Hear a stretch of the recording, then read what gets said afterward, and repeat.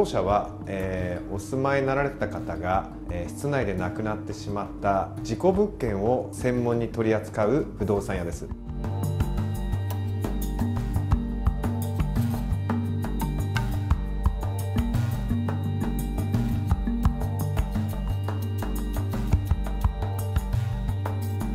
もう山にある、原っぱというか、そこにお墓が15個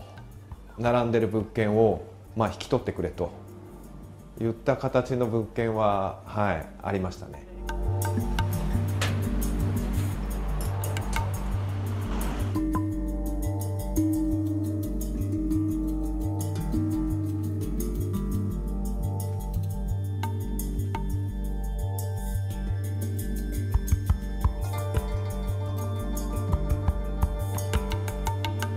そうですね、事故物件を購入される方なんですが、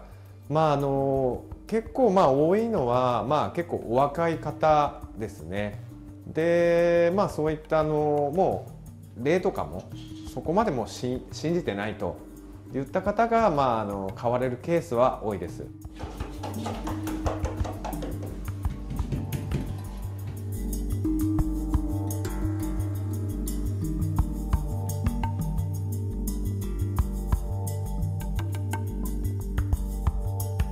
楽しみという言い方も変ですけれども、